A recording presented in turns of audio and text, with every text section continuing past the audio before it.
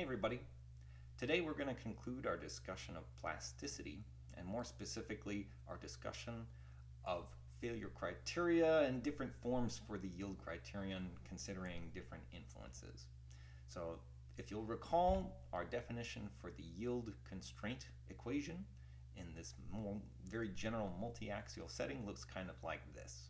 The von Mises yield constraint basically says that you'll have perfectly elastic behavior whenever this constraint equation is less than zero, which is equivalent to saying that any state of stress that lies inside of this cylinder, defined in principal stress space, anytime you have states of stress that lie inside the cylinder, you have perfectly elastic behavior.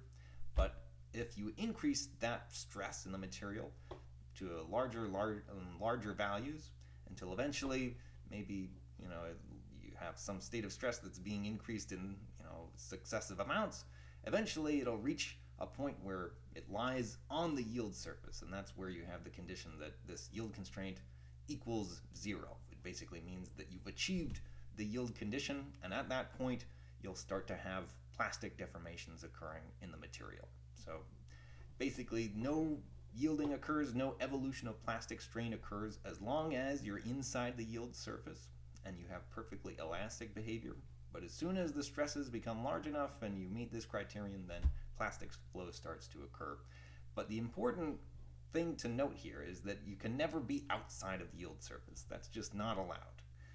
In order to enforce this equality condition as plastic flow is continuously occurring, you have to ensure that enough permanent or plastic deformations are occurring such that you're basically diminishing the apparent stress in the material by decreasing or increasing rather the plastic strain. And we kind of saw that through the previous expressions for stress now, which depends on just the elastic part of the total strain. So in that sense, we can define everything in terms of this collective set of equations, our new elastic plastic elasticity equations, in terms of this yield constraint equation, and in terms of our flow rule, which governs the direction in which the plastic strains have to evolve, which is nominally in the same direction in which the apparent or deviatoric loading is applied. So the von Mises yield constraint is an expression of the yield condition being only dependent on the deviatoric part of the stress, and we can reduce everything down into this single scalar equation that says that the von Mises stress basically has to be less than some critical value, which we'll call the yield stress, if the material is to remain elastic. So in that sense, all we really need to do to characterize the yield behavior of different materials is to figure out what this expression for the yield stress looks like. And it can take various forms. In the simplest case, the yield stress can be assumed as a simple constant value, where it doesn't change as you continue to load the material, and it doesn't depend on other influences like what's the pressure in the material or what's the temperature in the material. But in general, it will depend on those things, and it's important to know some of those behaviors and to figure out how exactly you would build that into a more general expression for what the yield stress would look like, taking those influences into account. So we'll go through a few of those different things in this kind of brief set of slides. The most simple form of variable yield behavior is something called hardening behavior, which is effectively where the yield stress appears to increase as the amount of plastic strain in the material increases. And that can happen in a few different ways. I won't go into the details of that, but ultimately there are various different forms of hardening, kinematic hardening and isotropic hardening, and there's a bunch of different ways that you can choose to represent this dependence of the yield stress on the amount of plastic strain that has accumulated in the material. But in the simplest possible form, just to give you a flavor of what this might look like, you might have something like linear hardening behavior, which in this simple example just corresponds to having the yield stress increase linearly as the plastic strain increases. So the way that this is represented as basically a form for the yield stress, which depends on plastic strain. It might look something like this, where you have an initial yield stress, which basically accounts for the stress in the material at which yielding would begin. And then after that point, the yield stress would increase slowly but surely as the plastic strain increases. So you have this simple linear form for the yield stress, which has the y-intercept, if you like, corresponding to the initial yield stress, plus some maybe hardening modulus that governs the rate at which this yield stress increases as plastic strain increases. And you can relate what this hardening modulus should be based on simple stress strain experimental data. So if you were to run a simple tensile test, and if you were to measure the stress strain diagram and the slope of what the stress strain diagram might look like in a material that exhibits approximately linear hardening behavior, you could measure what's this kind of tangent modulus of the material as the material is undergoing linear hardening behavior, and you can relate this slope in the material to this hardening modulus through this rather simple relationship. So if you wanted to come up with some calibrated set of material parameters to figure out which these different coefficients should be, you can do that just from simple uniaxial stress strain test data. So this is supposed to be representative of what actually happens in real materials which undergo successive hardening behavior. As you continue to work the material and strain it plastically, all the defects in the material will start to sort of be smoothed out. So initially the material might have a bunch of weaker defects, which as they start to begin yielding will nonetheless maintain relatively constant stress after yielding occurs. And as enough different portions of the material begin yielding and everything kind of homogenizes out and you have gross yielding behavior, all those defects become kind of less influential in influencing the overall behavior of the material, and it actually appears that the material has a gain in strength as you continue to work it plastically.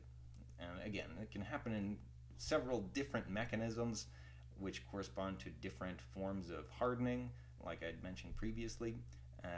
But if you're just doing simple monotonic loading conditions, you're only loading the material in some uniaxial direction, you're not cycling it through different load cycles in a hysteresis kind of loop, then it doesn't really matter how you represent how that hardening behavior occurs.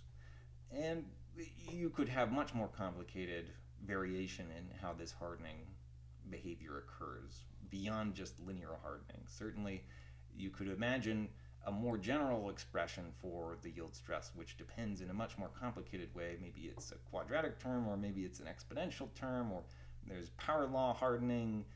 There's all kinds of different ways of representing this to capture the variation of real-world materials.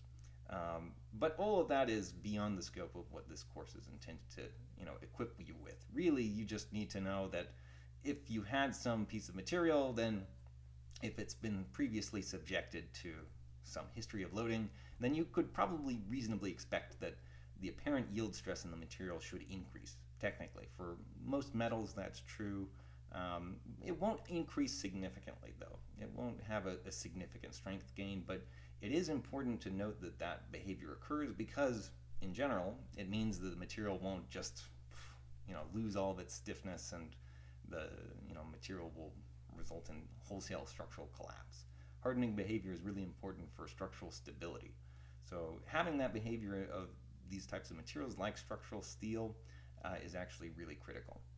Okay, so another form of hardening, or rather another form of the yield stress that you could come up with, involves not dependence of the yield stress upon how much plastic deformation has occurred in the material, but you could consider what about other types of materials that are really not like metals. We've talked a lot about metal plasticity, but there are other types of materials like granular materials. This could be soils or sand as a particular example. It also applies to materials like concrete that have a bunch of aggregates built into the material, and technically speaking, these materials do undergo a certain degree of plastic deformation, or you can reasonably approximate their permanent deformations through sort of a plasticity-like homogenized representation of what's going on in the material at a slightly larger scale of interest. And to do that, we kind of have to define a representative volume of material that may, at this kind of intermediate scale, it may not look perfectly homogeneous, but at the representative volume scale, we can kind of approximate that things can be roughly smoothed out and treat the whole medium as an approximated homogeneous continuum. So in that respect, we can investigate and treat these materials as homogeneous media that undergo plasticity, just like metals, and we can kind of apply the same sorts of yield criteria like the von Mises yield criteria, but we have to modify it slightly to account for things like, well, what happens to the material if we, confine it a little bit, rather than in the case of metal plasticity. Metal plasticity assumed that there was no dependence of this yield criterion upon how much pressure you're applying to the material globally. So, and that was rationalized on the basis of saying that the mechanisms of plasticity in metals were governed more by crystallographic slip planes, basically sliding of atoms or planes of atoms past one another and permanently rearranging these lattice structures into their deformed configuration. And that kind of explains why plastic deformations are volume preserving, and it also explains why plastic deformations are governed primarily by deviatoric stresses and deviatoric permanent deformations in the material. But in the case of granular materials, especially if you had, let's say, a loose sand or some other kind of loose material like that, really, you kind of think of it as being this, it's not really a solid. If you don't have a lot of pressure applied to it, you can sort of treat it almost like a fluid in some ways. It loses a lot of its apparent shear strength as you reduce the amount of pressure that you're applying to the material. So if you had a totally unconfined sample of sand or some other granular media, and you attempted to shear it, let's say in a relatively simple mode of shear, you might find that, the small grains of sand in this representative volume might easily slide past each other because there's a lot of room and it's not really confined against, those particles sliding past each other. There's going to be some amount of friction between the particles that would otherwise try to hold them together, and that kind of friction between the particles as they slide past each other really accounts for most of the shear strength of these granular materials. So all of the shear strength of these granular materials, even concrete to a certain extent, really depends on the interlocking behavior of these different, particles, if you will. The individual grains of sand or even the aggregates in some kind of concrete mixture. But what's interesting is if we suppose that a lot of that shear strength comes from frictional resistance of these particles, trying to slide past each other, that frictional resistance will certainly increase if we increase, the normal contact pressure between individual particles in that representative volume or sample. So imagine we took the same sample of material, some granular representative volume, a bunch of spherical particles packed together, and then we compressed it.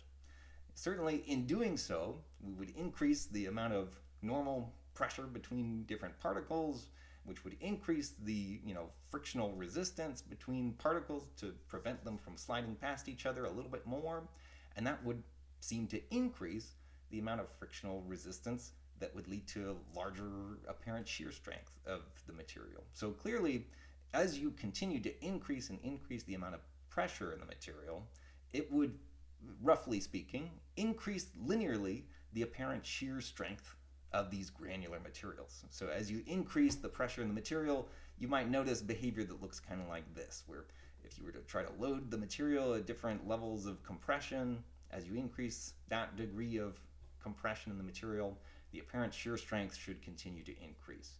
And that's well explained through experiments and kind of relatively simple relationships. And it manifests in a slight modification to our previous definition for the yield surface, depending on the von Mises measure of stress. And the way that we achieve this is actually not by changing the von Mises stress. We keep that around. The only thing we do is we say that now the yield stress actually depends on the average state of stress in the material, or the pressure in the material.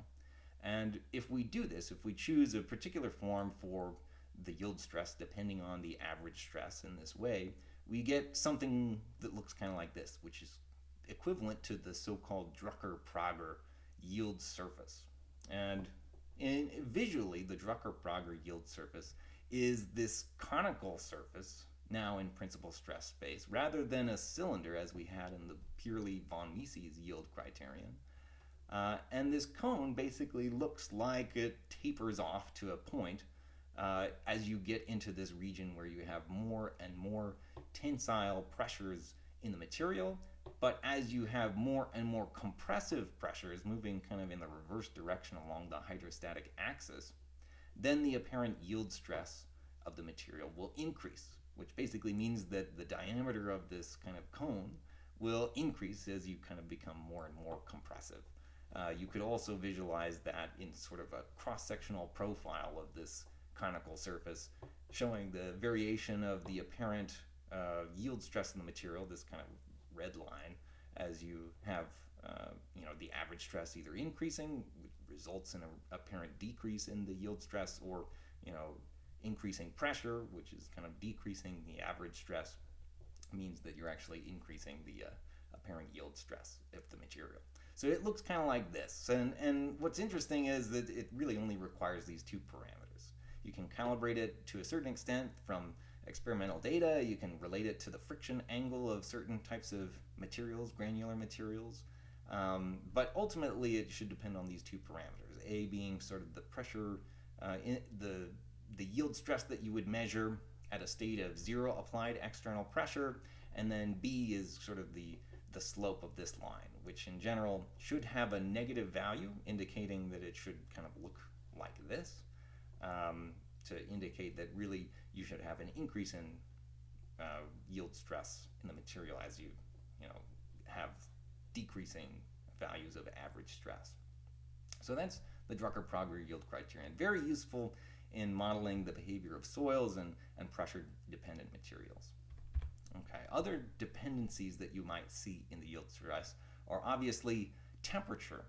And this is true for a lot of materials, but it's particularly troublesome for metals. So imagine you have some metal which at room temperature is a solid, right? It's a solid piece of material. But any material, if you heat it up enough, is gonna turn into a fluid. Eventually you'll reach the melting temperature of that material, and it'll transition from purely solid behavior into basically a liquid, molten metal, if we're talking about metals in general.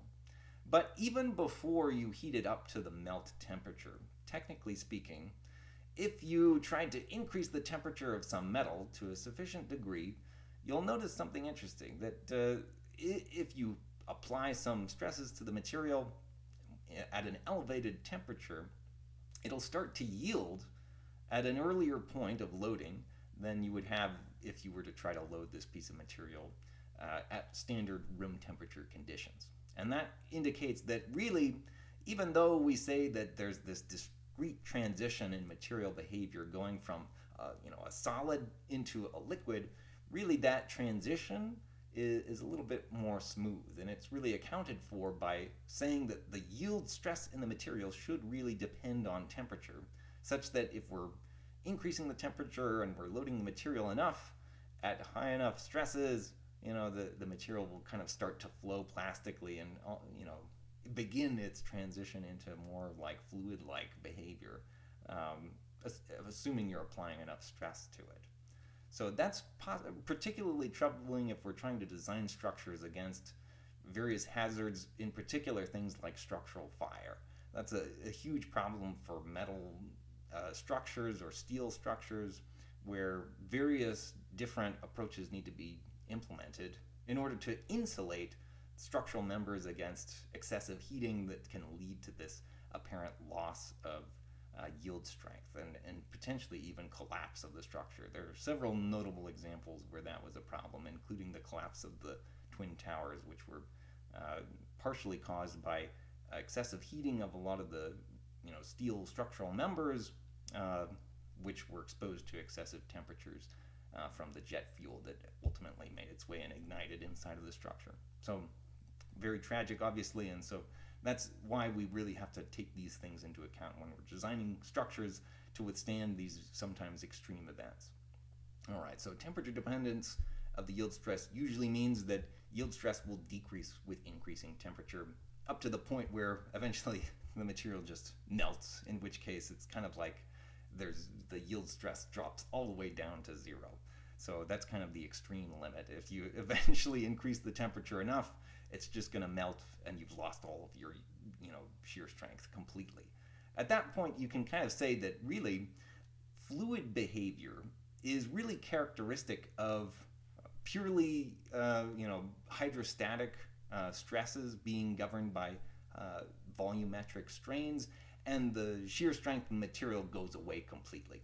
That you can really represent fluid mechanics and expressions that govern the behavior of fluids almost entirely in terms of that assumption of really just saying a solid is something that has shear strength and a yield stress that's non-zero, versus a fluid which is basically like a solid, but we've just kind of taken the yield stress and dropped it all the way down to zero. So now it just kind of flows, and the rate of flow really depends on how fast you're loading the material. Which brings us to our last dependence of the yield stress upon the rate of loading, or the rate of strain that is occurring in the material. So this is exhibited by many different materials, but the phenomenon in broad terms kind of looks like this.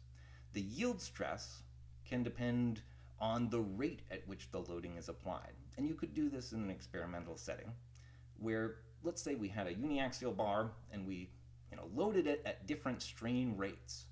And by strain rate, I mean let's run this experiment in a displacement controlled setting, and let's increase the rate at which we're kind of straining the material. So as we increase the axial rate of applied strain in this uniaxial experiment, we might be able to measure what's the apparent stress versus strain response of this uniaxial piece of material.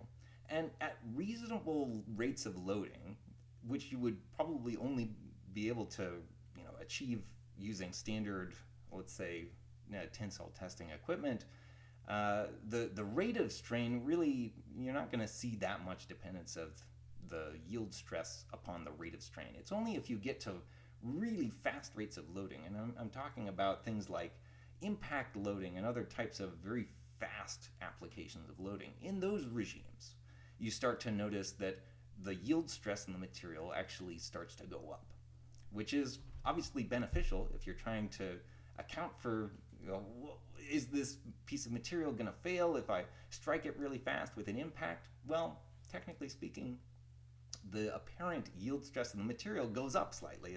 So you actually have a little bit more resistance to impact loading at these relatively high rates of loading as you would have in very extreme circumstances like that.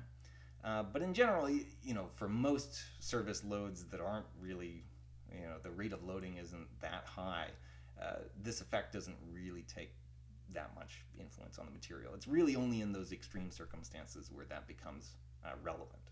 So at time scales where the rate of loading is applied over a very, very short time scale, that's kind of when you would have this sort of rate-dependent loading effect come into play. However, there is another extreme. Rather than applying the load very, very quickly, there's another phenomenon that's very closely related to having the yield stress be dependent on the rate of loading. And it's really not appropriate to say that the yield stress depends on the rate of applied strain to the material. Really, the expression should look something more like what I have here, where the yield stress actually depends on the rate of plastic strain in the material, not on the rate of applied external or total strain in the material. this can kind of get you into trouble if you're not careful. But really, if you're applying the rate of strain at fast enough rate, then these two things end up being roughly equivalent to one another anyway, so it doesn't really matter. But it is particularly interesting to look at the case where we consider not what happens to the material at relatively fast rates of loading, but actually what happens if we load the material up. And let's just consider a simple example where we have some, again, uniaxial bar of material. We apply some amount of load to it, and we hold that load fixed at that same value for a long, long time. I'm talking like, months, if not years, potentially, just leaving this load applied to the material. And it can be the case for certain types of materials, concrete is a good example of this, that if you leave that load fixed on the material for a long enough period of time, and if the load is sufficiently big enough, you might start to see that very, very slowly, the material might actually start to undergo permanent deformations. So if you were to measure how long was this bar when I first put the load on it, it might have some length L initially, and that accounts for some of the elastic deformations and all that. And then you might come back the next day and measure how long is this bar, and you might still look like it's roughly a length L. But if you come back not just the next day or even the next week, but maybe the next month or the next year, you might notice, oh well, actually this bar has increased slightly in its overall size. And if you were to remove the load, you might see that it might not spring back all the way. It might just kind of stay permanently elongated, indicating that plastic deformation has occurred in the material, but it took a long time for it to happen. And that rate-dependent behavior, sometimes called creep, viscoplastic creep, is characteristic of this rate-dependent behavior. The same kind of rate-dependent behavior that explains why materials might increase in their overall apparent yield stress at very, very high rates of loading. Almost the same kind of explanation of the yield stress being dependent on the rate of plastic strain explains also this creep phenomenon. So kind of cool. It spans the spectrum of timescales. Obviously, if you're trying to calibrate the behavior of materials at very fast timescales versus these very long timescales, you really need to be using different sets of experimental data tailored to those different regimes. But certainly, it's a fascinating thing that really this behavior of rate-dependent yield behavior accounts for both of those extremes. And the resulting yield stress might look something like this. You might have the apparent yield stress in the material, which corresponds to the rate at which zero rate of plastic strain is occurring. So kind of like if you were loading the material quasi-statically, it's very, very slowly, maybe you'll have like some apparent yield stress, which is kind of the yield stress that you would probably measure in an experimental setting, assuming that there's no rate dependence. And there might also be this extra linear term. This explains the simplest form of the Prusina model of viscoplasticity, one of the earliest conceptions of viscoplastic material behavior.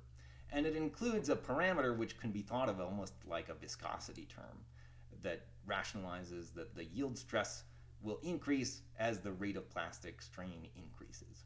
And it also means that if you, let's say, were to run that simple experiment, and if you assumed a form for the yield stress that looks like this, you could also kind of figure out what these viscosity terms should look like at relatively long time scales and come up with expressions for a yield stress that involves this rate dependence. So again, various different materials exhibit this kind of behavior, and it's a problem, obviously, if you have structures that continue to creep over time under sufficiently large service loads. So you have to design structures, if they're intended to last a long time, such that the service loads never exceed, let's say, this baseline minimum value of stress. And in that regard, you never have to worry about this. As long as you're kind of below this baseline level of stress, you'll never activate the plastic flow behavior. Okay, so that's all we have for this final portion of our discussion of plasticity. If you have any follow-up questions, feel free to share them in the chat and I'll try to get back to them. But otherwise, best of luck, and we'll continue with our discussion next lecture in our continuation of failure criteria, specifically looking at fracture. Really interesting stuff. All right, stick around.